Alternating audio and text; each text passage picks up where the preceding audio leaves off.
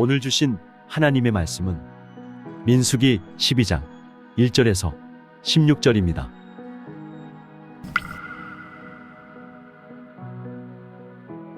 모세가 구스 여자를 취하였더니 그 구스 여자를 취하였으므로 미리암과 아론이 모세를 비방하니라. 그들이 이르되 여호와께서 모세와만 말씀하셨느냐 우리와도 말씀하지 아니하셨느냐 하매 여호와께서 이 말을 들으셨더라. 이 사람 모세는 온유함이 지면의 모든 사람보다 더하더라. 여호와께서 갑자기 모세와 아론과 미리암에게 이르시되 너희 세 사람은 회막으로 나아오라 하시니 그 세 사람이 나아가매 여호와께서 구름 기둥 가운데로부터 강림하사 장막문에 서시고 아론과 미리암을 부르시는지라. 그 두 사람이 나아가매 이르시되 내 말을 들으라. 너희 중에 선지자가 있으면 나 여호와가 환상으로 나를 그에게 알리기도 하고 꿈으로 그와 말하기도 하거니와 내 종 모세와는 그렇지 아니하니 그는 내 온 집에 충성함이라. 그와는 내가 대면하여 명백히 말하고 은밀한 말로 하지 아니하며 그는 또 여호와의 형상을 보거늘 너희가 어찌하여 내 종 모세 비방하기를 두려워하지 아니하느냐. 여호와께서 그들을 향하여 진노하시고 떠나시매 구름이 장막 위에서 떠나갔고 미리암은 나병에 걸려 눈과 같더라. 아론이 미리암을 본즉 나병에 걸렸는지라. 아론이 이에 모세에게 이르되 슬프도다 내 주여 우리가 어리석은 일을 하여 죄를 지었으나 청하건대 그 벌을 우리에게 돌리지 마소서. 그가 살이 반이 나서고 모태로부터 죽어서 나온 자같이 되지 않게 하소서. 모세가 여호와께 부르짖어 이르되 하나님이여 원하건대 그를 고쳐주옵소서. 여호와께서 모세에게 이르시되 그의 아버지가 그의 얼굴에 침을 뱉었을지라도 그가 이랫동안 부끄러워하지 않겠느냐. 그런즉 그를 진영 밖에 이랫동안 가두고 그 후에 들어오게 할지니라 하시니 이에 미리암이 진영 밖에 이랫동안 갇혀 있었고 백성은 그를 다시 들어오게 하기까지 행진하지 아니하다가 그 후에 백성이 하세롯을 떠나 바란 광야에 진을 치니라.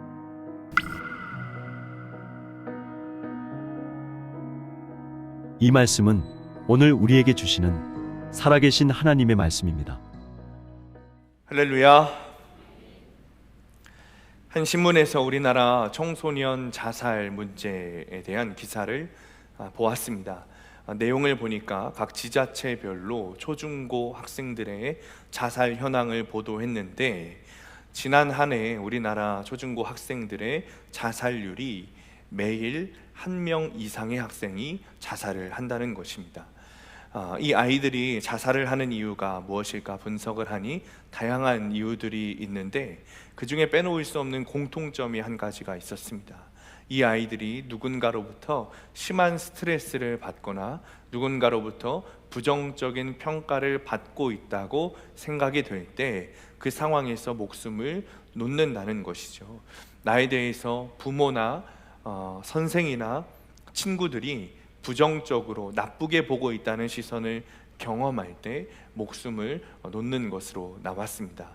아이들뿐만이 아닙니다. 우리들도 사람들이 나를 나쁘게 보지는 않을까, 부정적으로 평가하지는 않을까 하는 두려움들이 있습니다. 그리고 사람들의 평가에 따라 우리의 기분이 달라지고는 하는 것이죠. 그러니 그 당사자 때문만이라고 볼 수는 없는 거예요. 오히려 그런 상황을 만든, 그런 기분이 들게끔 만든 주위의 환경이나 오늘날 사회가 문제라는 의식들이 있습니다. 이런 의미에서 윤리학자들은 자살을 사회적 타살이라고 말하기도 합니다. 그러니까 스스로 죽은 것이 아니라 사회가 한 사람을 죽게 만들었다는 것이죠. 한 여자가 있었습니다. 이 여자는 이웃의 단점이나 허물을 들추어서 험담하는 것을 낙으로 삼는 사람이었습니다.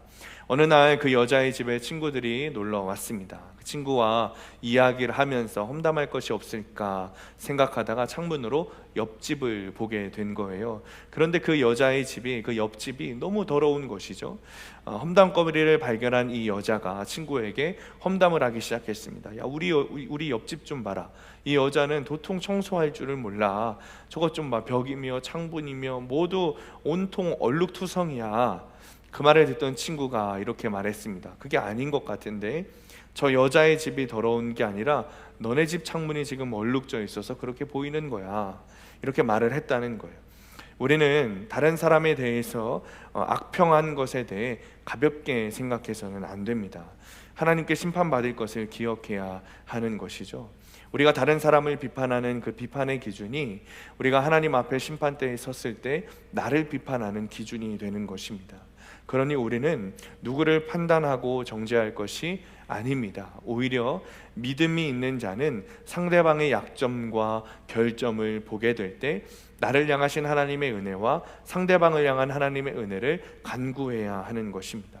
오늘 말씀을 보면 모세가 등장합니다. 모세는 이스라엘의 영웅입니다. 그런데 모세는 자기 일생에 몇 가지 큰 실수를 합니다. 아무리 훌륭하고 위대한 지도자라고 할지라도 부족함이 있는 것이죠. 그 중에 가장 치명적인 실수 한 가지가 오늘 본문 가운데 나오고 있는 거예요. 지금까지 모세는 아주 위대한 지도자였습니다. 존경받는 지도자였습니다. 좋은 평가를 받았던 사람이에요. 오늘날 사람들에게는 물론이고 당시 이스라엘 사람들에게도 존경받는 지도자였습니다. 그런데 오늘 이 사건 때문에, 오늘 본문에 있는 이 사건 때문에 모세가 아주 비판적인 평가를 받을 수밖에 없는 운명에 처하게 되는 것이죠. 1절부터 3절까지 말씀 함께 읽습니다. 시작. 모세가 구스 여자를 취하였더니 그 구스 여자를 취하였으므로 미리암과 아론이 모세를 비방하니라. 그들이 이르되 여호와께서 모세와만 말씀하셨느냐 우리와도 말씀하지 아니하셨느냐 하매 여호와께서 이 말을 들으셨더라. 이 사람 모세는 온유함이 지면의 모든 사람보다 더하더라. 아멘. 자, 모세가 구스 여자와 결혼을 했습니다. 그런데 그것에 대해서 미리암과 아론이 모세를 비방하기 시작한 것이죠. 자, 지금 이스라엘 백성들이 광야를 통과하는 과정 가운데에 있습니다. 그러던 가운데 지도자였던 모세가 그 광야 가운데서 구스 여자, 유대학자 요세푸스에 따르면 이디오피아 공주일 것이다 이렇게 추측하는데, 어쨌든 그 구스 여자, 아프리카 여자와 결혼을 한 거예요. 신학자들이 추측하기로는 그의 아내였던 십보라가 죽고 난 뒤에 80살이 조금 넘은 다음에 결혼을 한 것으로 추측하고 있습니다. 물론 율법적으로 불법을 저지른 것은 아닙니다. 모세가 하나님께서 이방 여자와 결혼을 하지 말라라고 말씀은 하셨지만 출애굽기 34절에 보면 하나님께서 말씀하신 이방 여자는 가나안 족속의 여자들을 말하는 겁니다.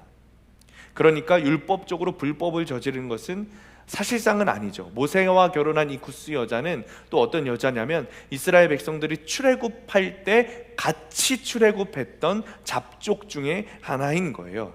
그러니까 엄연히 따지자면 율법적으로 불법을 저지른 것은 아니에요.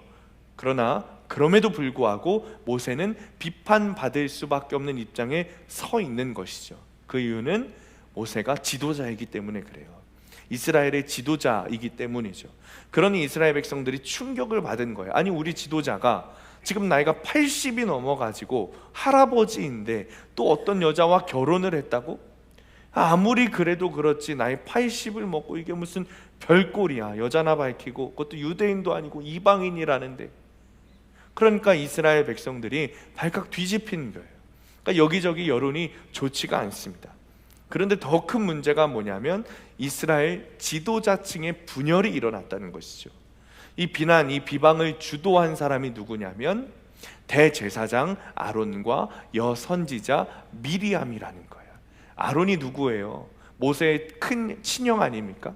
미리암도 친누나입니다.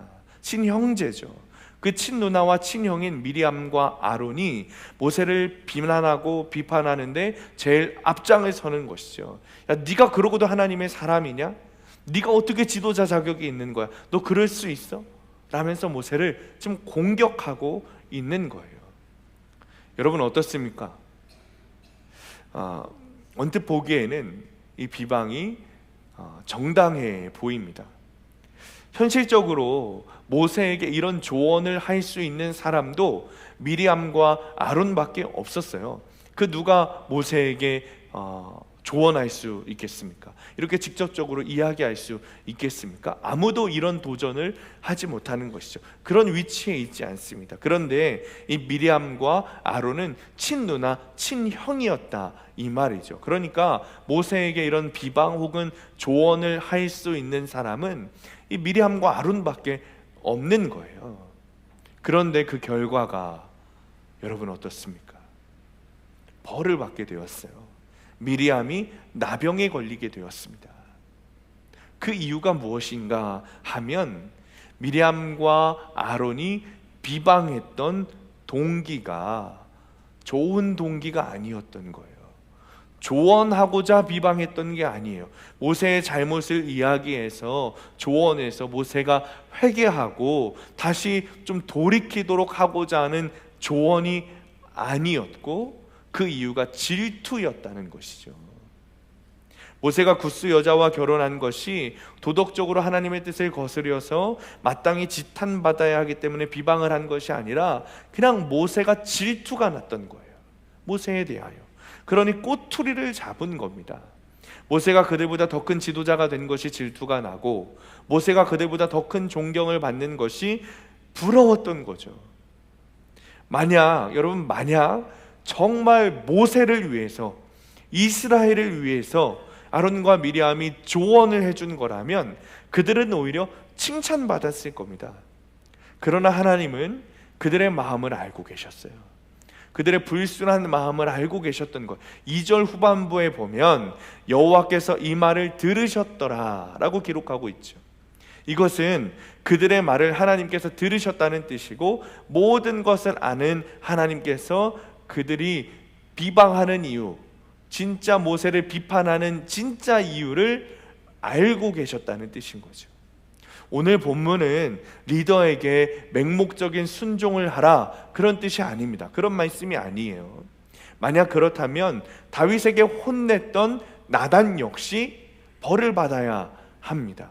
그러나 하나님은 나단을 징계하지 않으셨어요.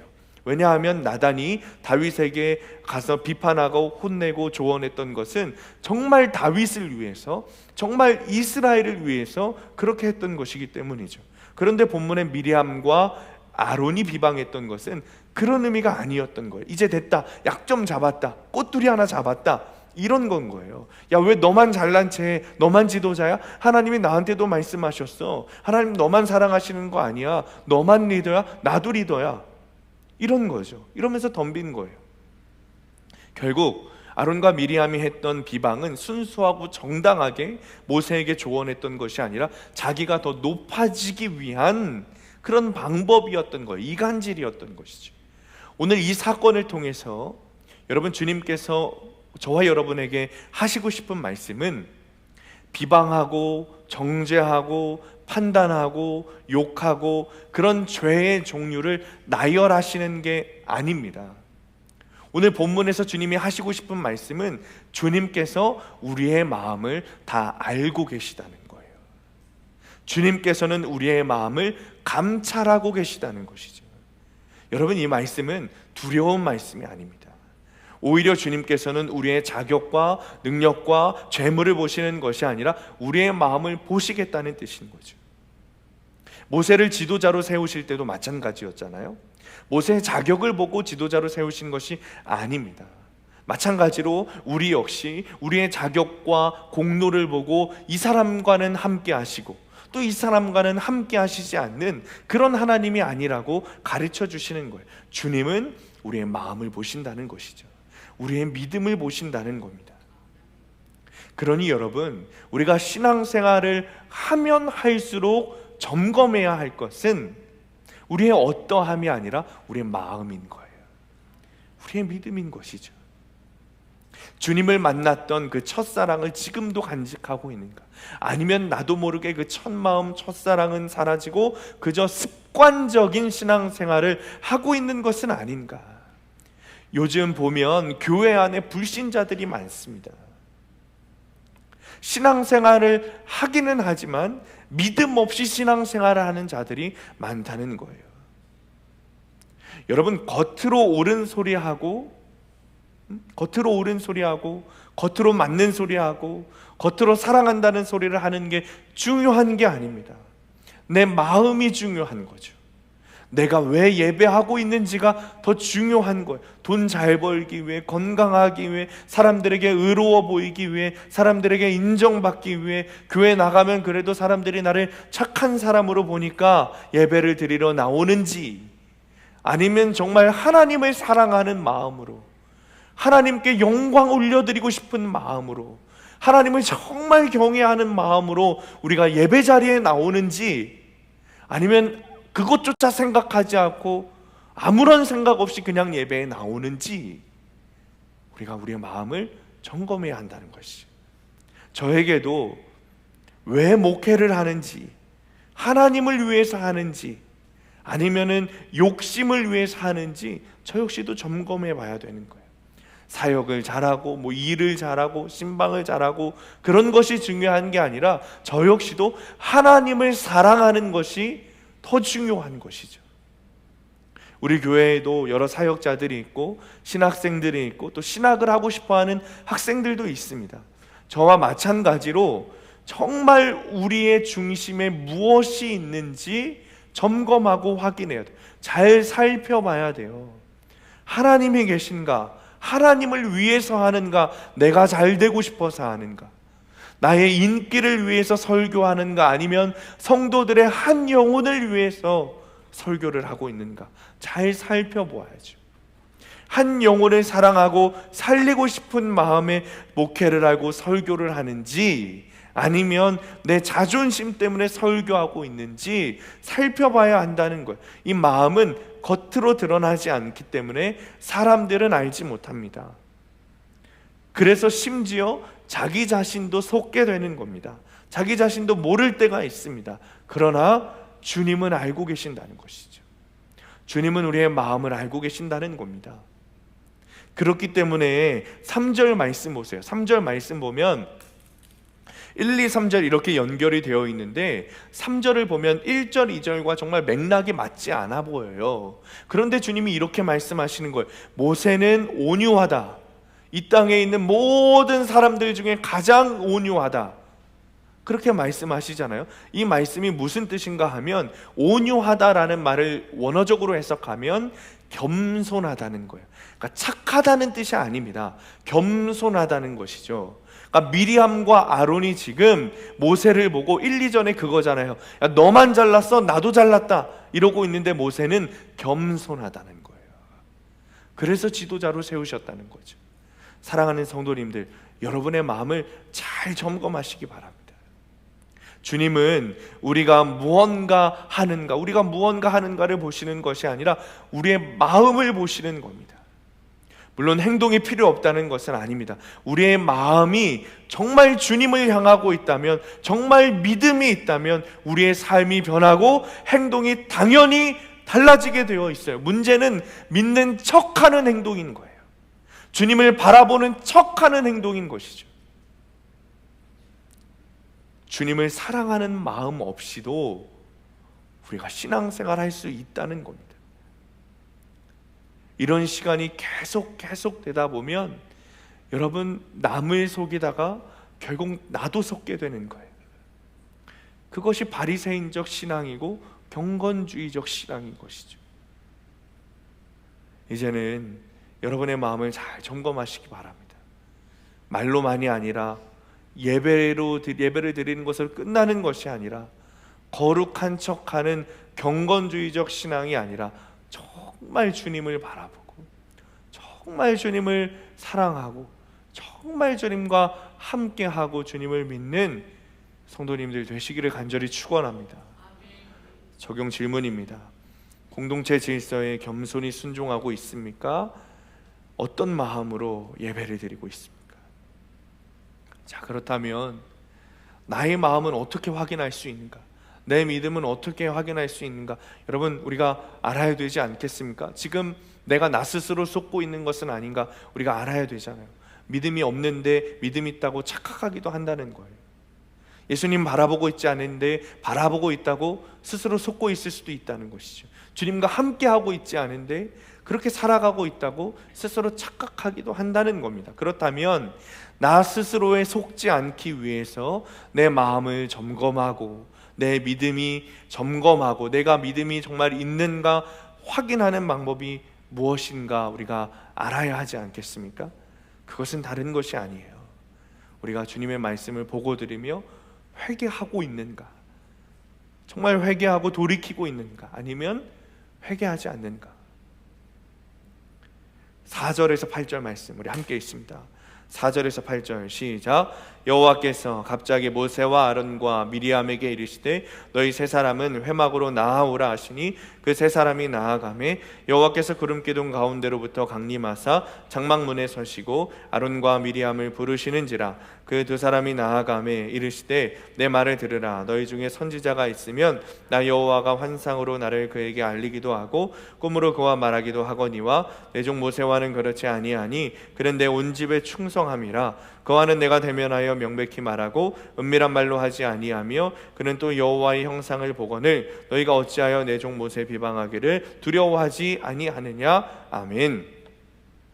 자, 4절에서 8절 말씀은 모세와 아론과 미리암을 하나님께서 회막 가운데로 부르시고 아론과 미리암을 향해서 모세는 하나님께서 친히 세우신 자다라는 것을 주님께서 밝히시는 것이죠. 그리고 모세의 권위에 도전한 아론과 미리암을 책망하시고 진노하시는 하나님의 모습인 거예요. 말씀을 보면 여러분 4절부터 8절까지의 말씀을 보면 하나님께서는 모세를 비방했던 아론과 미리암에게 회개할 기회를 여러 번 주셨습니다. 첫 번째 기회는 4절이에요. 4절에 모세와 아론과 미리암을 동시에 부르셨을 때입니다. 이것은 아론과 미리암에게 회개할 기회를 주신 거예요. 자신의 잘못을 깨닫고 회개하도록 기회를 주신 거죠. 하나님 앞으로 부른 거예요. 그러니 아론과 미리암은 그때 자신들의 잘못을 깨닫고 하나님 앞에 꿇어 엎드려야 했습니다. 그런데 그들은 그렇게 하지 않았어요. 또 두 번째 기회는 5절에 하나님께서 모세를 제외하고 아론과 미리암만 하나님께 더 가까이 더 앞으로 부르셨습니다. 하나님께서 모세를 두고 아론과 미리암만 더 가까이 부르신 것은 역시 회개할 기회를 주신 거죠. 그들이 자신들의 죄를 기억하고 회개할 수 있도록 더 구체적인 기회를 지금 아론과 미리암에게 주시고 계신 거예요. 그런데 아론과 미리암은 어떻습니까? 자신들의 잘못을 깨닫지 못하고 회개하기는커녕 더 당당하게 하나님 앞으로 가고 있는 거예요. 마지막 기회는 6절부터 8절까지 말씀에 하나님께서 친히 모세가 어떤 사람인지 설명하시고 말씀을 마치셨을 때입니다. 앞서 두 번의 기회는 아론과 미리암이 모를 수도 있어요. 이게 회개의 기회라고 모를 수도 있어요. 저는 알 거라고 여기지만 모를 수도 있다는 것이죠. 그러나 이제 하나님께서 구체적으로 아론과 미리암에게 구체적으로 그들의 잘못을 드러내신 거예요. 잘못을 알려주신 거죠. 죄를 구체적으로 설명하셨어요. 그런데 그들은 회개하지 않았어요. 그런데도 불구하고 그들은 자신의 잘못을 깨닫지 못하고 회개하지 않았어요. 그 결과가 어떻게 되었습니까? 그 비방을 주도한 미리암이 하나님의 심판을 받아 문둥병에 걸리고 말았어요. 하나님께서는 여러분 우리에게 회개할 기회를 충분히 주십니다. 할렐루야. 그러나 그 기회를 놓치면 하나님은 단호하게 심판하세요. 하나님께서 우리가 범죄할 때마다 심판을 가하신다면 여러분 어떠실 것 같으세요? 우리가 범죄할 때마다 심판을 가하시면 오늘 이 자리에 앉아 있을 수 있는 사람은 아무도 없을 거예요. 단 한 명도 예외 없이. 그러나 하나님은 그렇게 하시지 않으세요. 우리가 회개할 수 있는 기회를 충분하게 주세요. 로마서 9장 22절 말씀 보면 만일 하나님이 그의 진노를 보이시고 그의 능력을 알게 하고자 하사 멸하기로 준비된 진노의 그릇을 오래 참으심으로 관용하시고, 하나님께서 심판을 미루시는 까닭은 우리에게 회개할 기회를 주시는 거예요. 이 세상과, 여러분 잘 들으세요, 이 세상과 영원한 지옥 사이에 결정적인 차이점 한 가지가 있습니다. 이 세상에서는 회개할 기회가 있다는 것이고 영원한 지옥에서는 회개할 기회가 전혀 없다는 것입니다. 그런데 이 사실을 모르고 당장 하나님의 심판이 없다고, 나에게는 회개할 죄가 없어서 하나님의 심판이 없는가 보다 라고 생각해서는 안 된다는 것이죠. 굉장히 어리석은 생각인 거예요. 내가 범죄했음에도 불구하고 당장 하나님의 심판이 나에게 가해지지 않고 있는 것은 하나님이 나에게 회개할 기회를 지금도 허락하고 계시다는 뜻인 겁니다. 윌리엄 블레이어 선교사님이 쓰신 속히 예수 믿으시기 바라나이다 라는 책에 이런 내용이 있습니다. 한국의 대부흥이 일어날 때 회개의 역사가 일어났지만 여전히 회개하지 않은 이들이 있었습니다. 마음속에는 죄책감이 역사하고 있었지만 입을 열지 않은 사람들이 있었습니다. 그런데 결국 그 사람들은 무서운 타락자가 되고 악한 삶을 사는 사람들로 전락해버리고 말았습니다. 회개하지 않았기 때문입니다. 사랑하는 성도님들, 회개하라는 말씀을 오늘 우리 교회 가운데, 저와 여러분 가운데 주시는 이유는 지금 여러분에게 회개할 기회를 주님께서 주시고 계신 줄 믿으시기 바랍니다. 이 기회를 붙잡아야 되는 거예요. 나중에는 회개하고 싶어도 회개하지 못할 때가 옵니다. 하나님께서 우리에게 이렇게 기회를 충분히 주심에도 불구하고 여러분 끝까지 회개하지 않는 자의 결말이 어떤지 아십니까? 누가복음 13장 5절 말씀 보면 예수님께서는 그런 자들에 대해서 회개하지 않으면 망하리라 그러셨어요. 곧 영원한 지옥의 형벌을 받게 된다는 거예요. 미리암 역시 그랬다는 거예요. 주님께서 충분히 회개할 기회를 주셨어요. 그런데 회개하지 않았어요. 어떻게 되었어요? 나병에 걸렸어요. 아론은 왜 질병에 걸리지 않게 하셨느냐? 아론도 마찬가지로 징계를 받은 거예요. 아론은 자신의 죄로 인해서 자신의 누이인 미리암이 나병에 걸리는 고통을 겪게 되었어요. 여러분 그렇잖아요. 내가 아픈 것보다 내 자식이 아픈 것이, 내 부모가 아픈 것이, 내 사랑하는 가족이 아픈 것이 더 큰 고통인 거예요. 주님의 징계인 것이죠. 그제서야 아론과 미리암이 죄를 깨달았어요. 그리고 회개하기 시작합니다. 아론과 미리암이 징계를 받아서 죄를 깨닫고 회개하기 시작했다는 것은 하나님께서 미리암에게 나병을 주신 것 역시 여러분 그녀를 멸망하게 하시려는 것이 아니라 나병을 통해서라도 죄를 깨닫고 회개하라는 주님의 기회인 것이죠. 미리암이 구원을 받기 위해서는 반드시 회개해야 했습니다. 그래서 나병이라는 질병을 통해서라도 야 좀 죄를 깨닫고 회개하라 라는 주님의 뜻인 거예요. 그러니 미리암에게 나병은 그녀의 구원을 위해 있어야만 하는 징계였던 것이죠. 여러분 징계는 고통스럽지만 징계가 우리에게 있다는 것은 내가 하나님의 자녀라는 증거인 것입니다. 회개할 기회가 여전히 나에게 남아있다는 증거인 것이죠. 그러므로 회개는 구원받지 못한 사람에게만 필요한 것이 아니라 구원받은 그리스도인에게 더 필요한 것이 회개인 것입니다. 우리는 이런 말씀을 잘 이해하지 못합니다. 우리 교회 성도님들은 하도 많이 들으셔가지고 머리로는 이해하실지 모르겠어요. 그런데 여러분 실제로 나에게 미리암과 같은 일이 닥쳤다고 생각해 보세요. 내가 미리암처럼 그렇게 되었다고 생각해 보세요. 그런 일이 딱 닥치면 우리 마음 가운데 순간적으로 주님께서 내가 죄를 깨닫지 못하니까, 회개하지 못하니까 하나님께서 나에게 이런 질병을 주심으로 회개하게 하시는구나, 그래서 구원을 이루어 가시는구나, 하나님 나에게 나병과 같은 질병을 주시니 감사합니다 라고 정말 그렇게 할 수 있을까요? 왜냐하면 우리는 이런 일이 우리에게 일어나지 않기를 원하고 있어요. 구원보다 다른 것이 더 중요한 거죠. 그러나 주님은 우리를 그냥 놔두지 않으세요. 십자가 복음은 예수 믿으면 내 죄를 다 용서해 주시는 것으로 끝나는 것이 아닙니다. 나병이 없었다면 아론과 미리암은 울며 회개하지 않았을 거예요. 나병이 없었다면 미리암이 진영 밖에 7일 동안 격리되어 나가 있으면서 자기 죄를 보고 회개하는 일이 없었을 것입니다. 사람들 중에는 복음이라는 것이 내 죄를 용서하고 씻겨주는 것으로 끝난다고 믿는 사람들이 있습니다. 그러나 성경은 그렇게 말하지 않습니다. 예수님께서 이렇게 말씀하신다고 여러분 한번 상상해 보세요. 나는 너희들이 죄를 짓지 않으려고 애쓰는 것에 대해 원하지 않는다. 그저 너희들은 어쩔 수 없이 죄 짓고 살 수밖에 없다. 너희들은 그저 용서받았다는 사실만 믿기만 하면 된다. 여러분, 예수님께서 이렇게 말씀하신다고 상상하실 수 있습니까? 그렇지 않아요. 예수님께서 말씀을 다 하신 다음에, 산상수훈의 말씀을 다 하신 다음에, 야, 너희들 오해하지 마라. 내가 이렇게 말하기는 했지만 너희들이 이렇게 살 거라고 나는 기대하지 않아.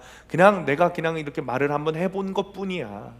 너희들 어쩔 수 없이 내가 말한 대로, 이 말씀대로 살 수 없어. 그냥 단 하나, 나로 인해서 모든 죄가 용서받았다는 사실, 그것만 믿으면 돼. 그러면 천국 갈 수 있다고 믿으면 돼. 확신해도 돼.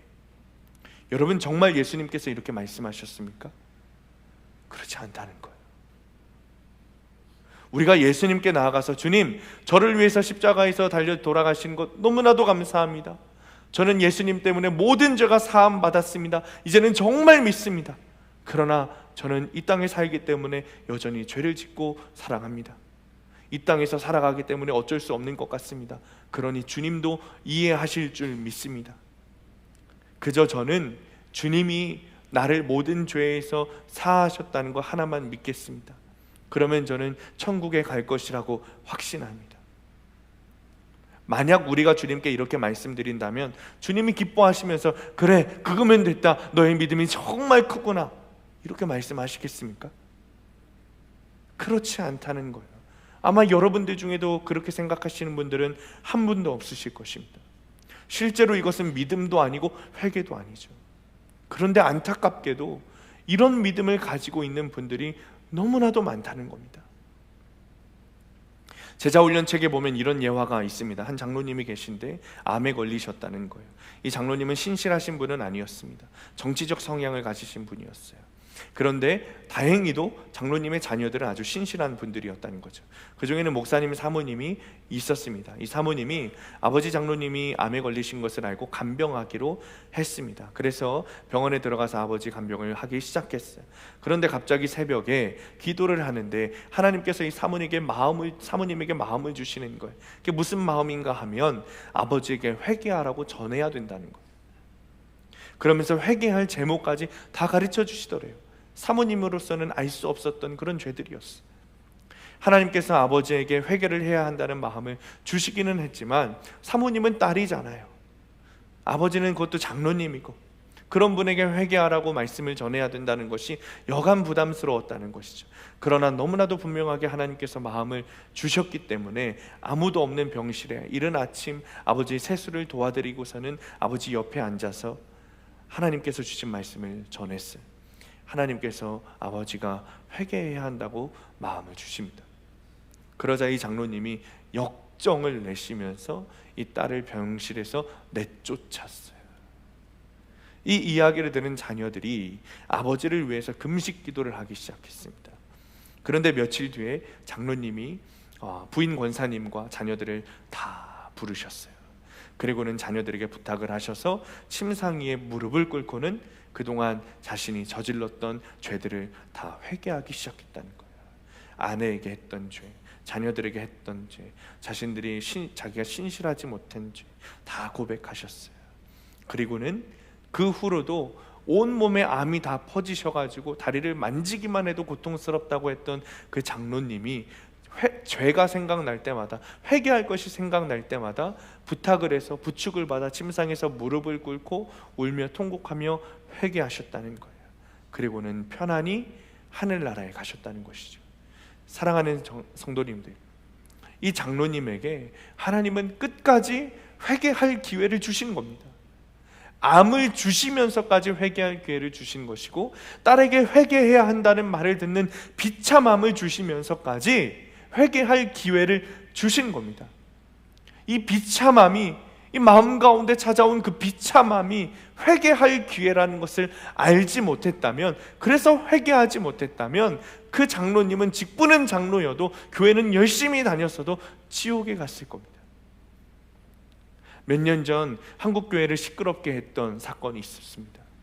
많은 사람들에게 존경을 받으면서 청소년 사역을 열심히 하던 한 감리교 목사가 그루밍 성범죄를 지었고 결국 실형을 살게 되었다는 사건이었어요. 그리고 몇 주 전에 형을 다 마치고 출소해서 사회생활을 하고 있다는 소식을 들었습니다. 분명한 범죄입니다. 그리고 감옥에 가게 되었어요. 목사의 직분은 파면당했습니다. 마땅히 받아야 할 벌을 받은 것이죠.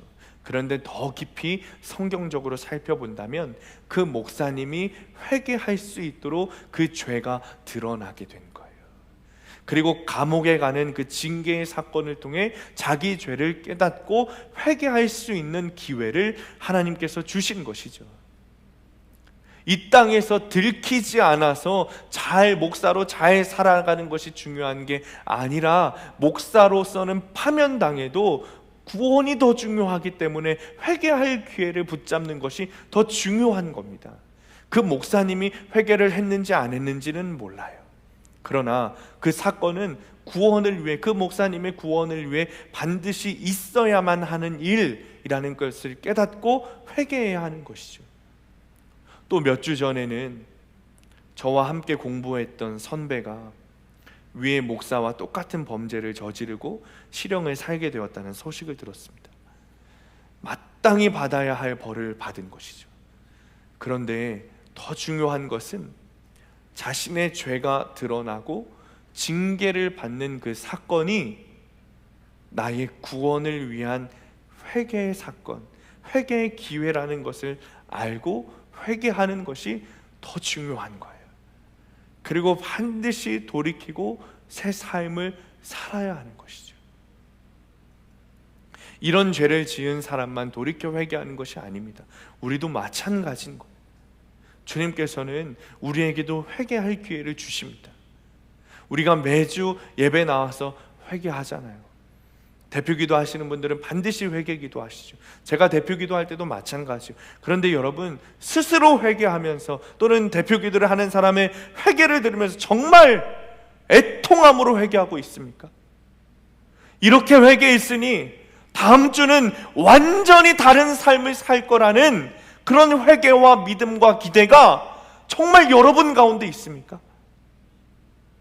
그냥 형식적으로 지난주에도 그렇게 기도했고 지난달에도 그렇게 기도했고 매일매일 그렇게 기도는 하지만 나 스스로 생각하기에 이렇게 기도는 하지만 회개는 하지만 나는 똑같은 하루를 살게 될 거야 라고 생각하고 있지는 않습니까? 여러분에게 정말 내일은 다른 삶을 살 거야 라는 기대가, 믿음이 여러분 가운데 있느냐, 이 말씀인 거예요.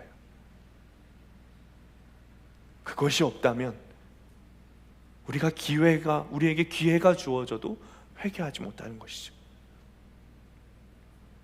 제가 전도사 시절에 저와 함께 수련목 시험을 보고 합격해서 같은 교회에서 사역을 시작했던 한 전도사님이 있었는데 갑자기 그 전도사님이 사임을 하겠다는 거예요. 왜인가 봤더니 수련목 시험을 보면서 딱 한 문제를 컨닝을 했다는 거예요. 점수를 계산해 보니까 그 문제를 컨닝하지 않았어도 합격 커트라인을 넘어가는 점수를 받았어요. 60점이 커트라인인데 70점, 80점 이렇게 받은 것이죠. 그러니까 컨닝한 그 문제 때문에 합격한 것은 아니죠. 엄연히 따지면. 그러니까 당시 이 전도사님은 결혼도 했고 아이도 있었어요. 그러니까 개척해서 아무것도 없이 시작하기보다는 적더라도 사례비를 받으면서 사역하는 것이 더 안정적이었을 겁니다. 그런데 이 전도사님이 기도를 하는데 아무리 생각해도 자기가 앞으로 목회할 때, 설교할 때 성도들에게 거짓말하지 마라, 죄짓지 마라, 설교할 자신이 없더라는 거예요. 그래서 그렇게 회개 기도를 하고 실제로 사임을 했어요. 그리고 개척해서 전도사 과정을 다 마치고 목사 안수를 받았습니다. 그리고 아직까지 그 개척한 교회에서 사역하면서 청소년 사역으로 많은 사람들에게 은혜를 나누며 맡은 사명을 잘 감당하고 있어요. 이제는 목사님이 되신 이 전도사님은 하나님이 주신 회개의 기회를 단단히 붙든 거예요. 사랑하는 성도님들, 회개에도 기회가 있습니다. 이 사실을 꼭 알아야 돼요. 지금 회개하라는 진리의 말씀이 선포될 때가 회개할 때입니다. 이 기회를 붙잡아야 되는 거예요. 이번 제3기 온세대 제자훈련 훈련생들, 여러분들이 지금 훈련받는, 제자훈련받는 이 시간들이 회개할 기회라는 사실을 알아야 합니다. 어물쩍 넘어가려고 하지 마세요. 이 회개의 기회를 반드시 붙잡고 회개해야 합니다. 여러분들이 매주 드리는 속회 가운데도 회개해야 됩니다. 속회 예배지, 꿀단지 보면 적용 질문에 다 여러분의 죄를 고백하도록 되어 있어요. 회개의 기회인 겁니다. 속회를 드리면서까지 주님께서 회개의 기회를 주시는 거예요. 그 기회를 놓치지 마세요. 개인적으로 회개하면 되지 꼭 속회에서 내 죄를 나누고 회개해야 합니까? 물어보시기도 합니다. 그러나 오늘 본문 14절부터 16절 말씀 보면 미리암이 나병에 걸려서 진영 밖에서 7일 동안 회개하고 있을 때 이스라엘 백성들은 무엇을 했습니까? 미리암이 돌아올 때까지 행군하지 않고 그 자리에 머물러 있었어요. 그리고 미리암이 돌아온 후에 행군을 다시 시작했습니다. 그게 뭐냐면 함께 회개한 거예요. 한 공동체 일원의 잘못을 함께, 공동체로서 함께 회개하는 거예요. 여러분, 홀리클럽 들어보셨죠? 웨슬리 목사님, 감리교회 창시자 웨슬리 목사님이 만드신 감리교 속회의 원형이 홀리클럽입니다. 그러니까 우리가 속회를 드리는 것이 웨슬리 목사님이 만드신 이 홀리클럽부터 나온 거예요. 그런데 이 홀리클럽은 매주 모일 때마다 늘 자신의 죄를 공개적으로 회개했습니다. 늘 5가지 질문을 가지고 회개했어요. 지난 모임 이후에 어떤 죄를 범했는가, 어떤 유혹을 받았는가, 어떻게 그 유혹에서 벗어났는가, 그것이 죄인지 아닌지 확실하지 않을 때 어떤 행동과 생각을 했는가, 당신에게 숨기기를 원하는 죄는 없는가. 이 5가지 질문으로 모일 때마다 회개했어요.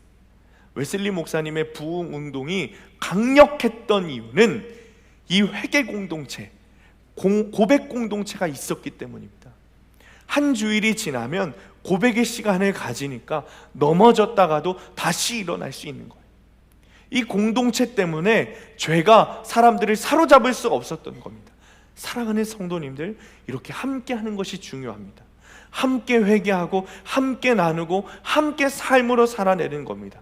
미리암이 진영 밖에서 자신의 죄를 보고 회개하는 동안 이스라엘 백성 역시 그냥 나몰라라 행군한 것이 아니라 함께 회개했어요. 함께 멈추고 함께 회개한 거예요. 이것이 교회를 세워가는 방법이고 회개의 기회를 붙잡는 아주 중요한 방법입니다. 사랑하는 성도님들, 회개할 기회를 놓치지 마세요. 주님이 우리에게 회개하게 하실 때 그 기회를 잡아야 되는 거예요. 회개해야 은혜가 있습니다. 회개해야 부흥이 있습니다. 여러분, 회개가 고통스러운 것 같지만 회개해야 용서함의 기쁨이 있습니다. 회개하지도 않는데 어떻게 용서함의 기쁨이 있습니까? 여러분, 착각하시면 안 된다는 거예요. 나 예수님 믿었으니 주님이 내 죄를 사하셨다? 무엇을 믿으셨냐고요? 회개해야 용서함의 기쁨이, 주님께서 십자가 보혈로 내 죄를 사해 주시는 그 기쁨이 회개해야 있다는 거예요. 그냥은 없습니다. 여러분, 착각하지 마세요. 말씀을 마칩니다. 자, 적용 질문입니다. 매일 말씀을 묵상하며 내 죄를 보고 회개하고 있습니까? 회개하지 않는 나에게 회개하도록 기회를 주신 사건은 무엇입니까? 말씀을 마칩니다. 사랑하는 성도님들, 예배 가운데 회개하라는 말씀이 선포되는 지금 이 시간이 하나님이 우리에게 주시는 회개의 기회라는 사실을 믿으시기 바랍니다. 매일 아침 구속사 큐티를 통해서 내 죄를 보고 회개하는 것이 주님이 주시는 회개의 기회이고 놀라운 은혜인 겁니다. 이 기회를 제발 놓치지 마세요. 이 기회를 놓치면 여러분 회개하고 싶어도 회개하지 못할 때가 옵니다.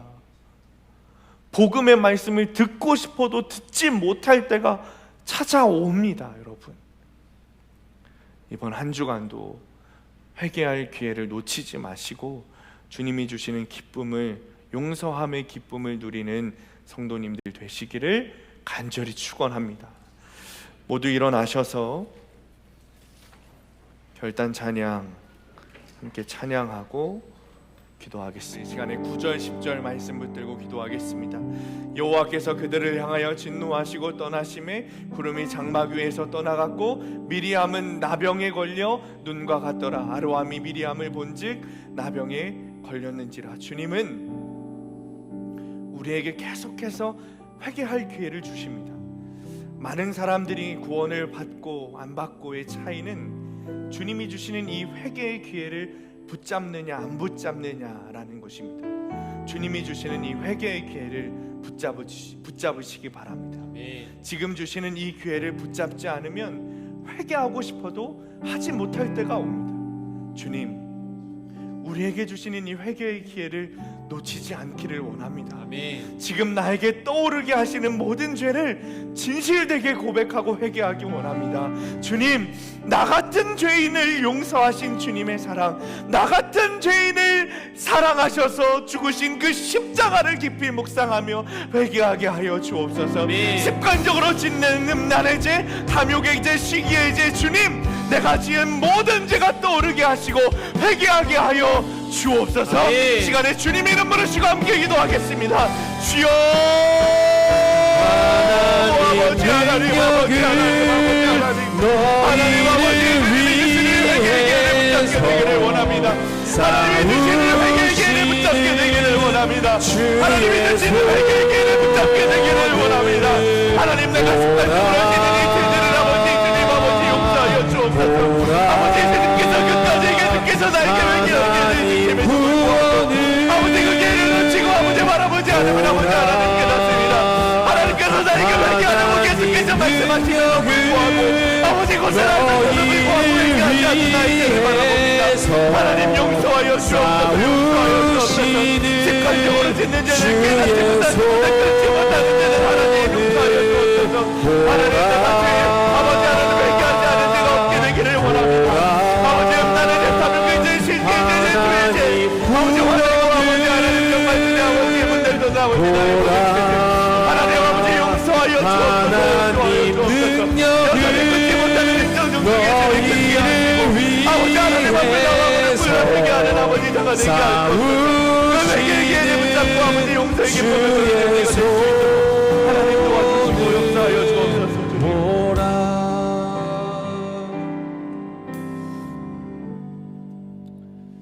주님 감사합니다. 오늘도 우리에게 회개하라는 말씀을 통해 회개의 기회를 주시니 감사합니다. 회개의 기회조차 주어지지 않는 이들도 있다는데, 그런 기회가 주어지지 않는 교회도 있다는데, 주님, 우리에게 이런 기회를 계속해서 허락하시니 주님 너무나도 감사합니다.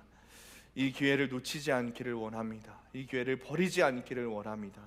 주님이 주시는 이 기회가 너무나도 귀하다는 사실을 깨닫게 하시고 끝까지 붙잡고 회개하며 용서함의 기쁨, 죄가 끊어지는 기쁨, 천국의 기쁨을 누리게 하여 주옵소서. 이제는 십자가에서 희생제물로 돌아가신 예수 그리스도의 은혜와 하나님의 놀라우신 사랑하심과 성령님의 교통하심이 주님이 주신 회개의 기회를 붙잡고 매일 구원을 누리며 하나님 나라 백성으로 하나님의 뜻을 알고 행하기로 결단하고 돌아가는 사랑하는 모든 성도들 머리머리 위에, 이들의 가정과 일터와 학업 위에, 그리고 사랑하는 수암교회 위에 영원토록 함께 하시기를 간절히 축원하옵나이다. 아멘.